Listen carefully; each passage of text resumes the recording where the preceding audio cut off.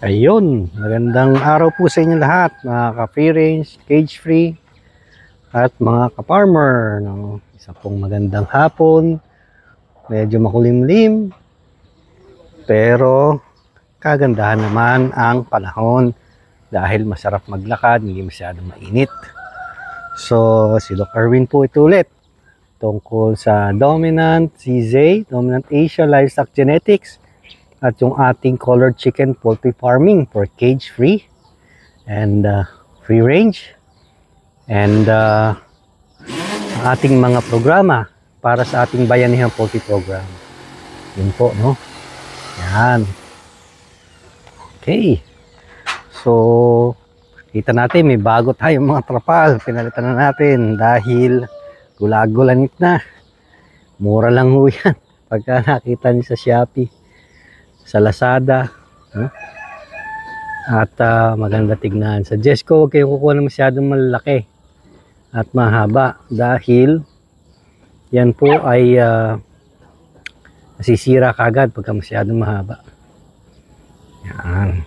Okay, so all well naman dito sa farm namin. Sana naman sa inyo din. May makulit na aso dito, aming bantay. Yan, pasok tayo sa loob.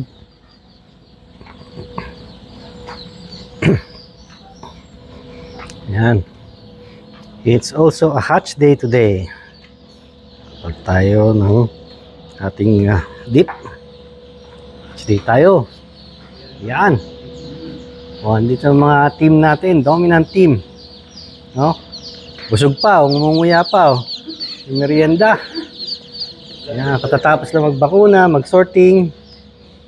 So, preparation for the boxing. Kasi meron po tayong mga shipments. O, si J-Ban, oh. Oh, say hi, J-Ban. Yan, mga kasama sa community. Si Lester. Next time, bagong gupit na yan pagka nakita ninyo. Ha? Yan. So, happy kami sa pisa. Very happy kami sa pisa ngayon. Maganda. At, we've gone beyond 85%. So, maganda po. Yan. Yan. A good hatch should come from good hatchers and setters. So, ito yung kinukuha natin from Trabs Balds. So, shout out kay Trabs Balds, no? Hindi tayo iniwan, no, ng ating incubator maker na si Hobart, na tinulungan talaga tayong ayusin ang lahat ng dapat i-fine-tune sa ating program. So, napakalaking bagay po. Pag kukuha kayo ng incubator, yung hindi po always available yung ating service, no? At hindi tayo iiwanan. So, napakalaking bagay po yan. So, tinututukan at inaayos. Ito pong dalawang to yung ating setters, no?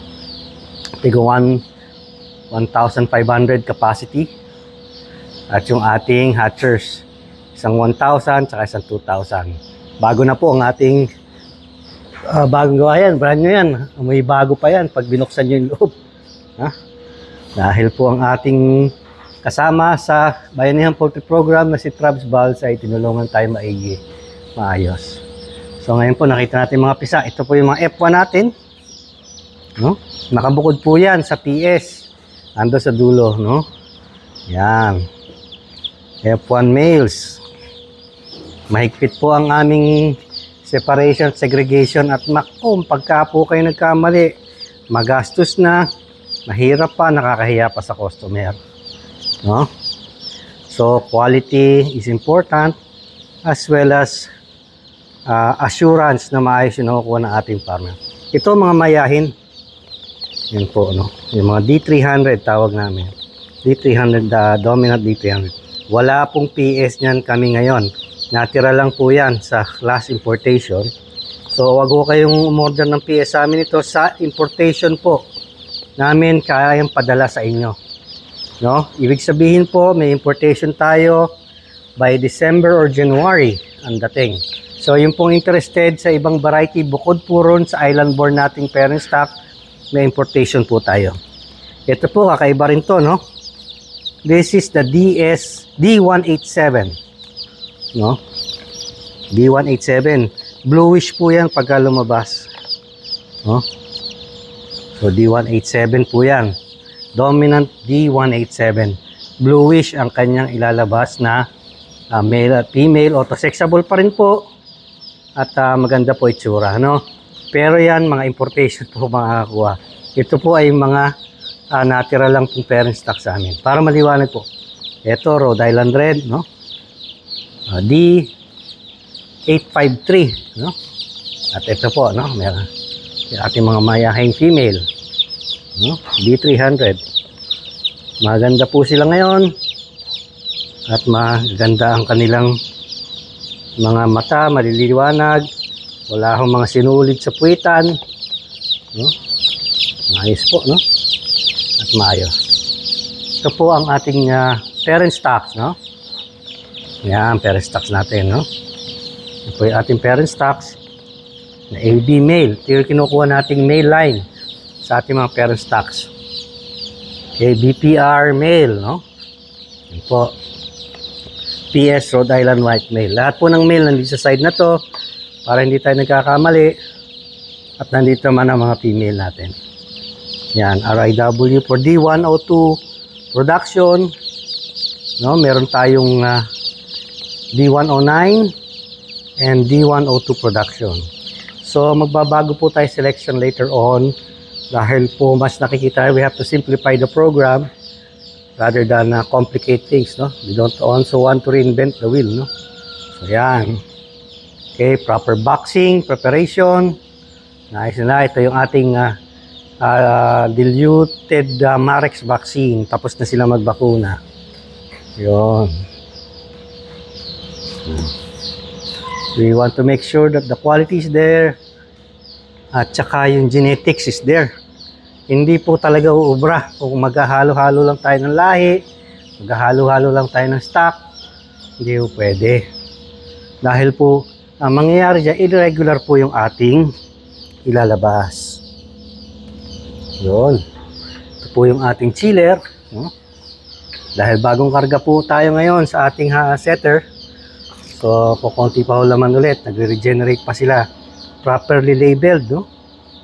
Properly labeled. Okay, we have to really invest on equipment, good quality, no? Tsaka good genetics, good management program, good feeding, lahat po yan, kasama lahat yan. Isang bundle po to get and extract the best out of the business. Para po sigurado tayo pag binigyan natin yung F1 nating female layer type, nangingitlog ho ng 4.5 months, no? 4 to 4.5 months ng itlog na. Ang PSD natin, mangingitlog din doon. Kaya lang, ang hatchable niya, nasa mga 5.5 to 6 months pa. Dahil nag-umpisa po ang itlog sa maliit. Palaki ng palaki. Okay? Maybe you're wondering, ano po yung nasa likod na yun? Yun po yung malalaking hatchery na incubators natin. Setter and hatcher. Yung setter natin ay naglalaman niya ng 10,000. At ang ating set hatcher ay naglalaman ng 10 to 15,000. Yan. So, dahil po tayo ngayon nakapokus sa genetics ng parent stock by production ng imported grandparent stock na ini-import natin taon-taon. So, by December, we will have a new set of parents imported GP to replenish the existing ones na mga 40 weeks na ang age niya, no? So yan. So permis laging trabaho. Pag permis trabaho, maganda lahi, maganda yung ating feeds, ang housing, facility mo, inimbesan mo. Kung seryoso po talaga, kasi hindi po ko marirecommend kung mag-i-invest kayo tapos pag stop and go lang tayo. No, pagka seryoso po talaga, kailangan nakaset up tayo ng maayos. Dahil ang laban po natin pang matagalan. So, po ba? Importante yun. Kung long term ang approach natin sa business, ang returns niyan will be long term too, as well as yung branding mo. Makukuha mo lang ang branding within 3 to 5 years. Ito na yung aso kong kulit. No? lahing Jack Russell yan, nalahian.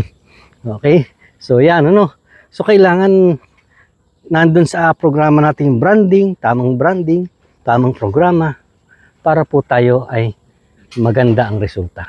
Okay, susunod po ulit natin magka-rainigan ulit at magka-videoan. Thank you very much po and have a nice day. God bless po sa inyo.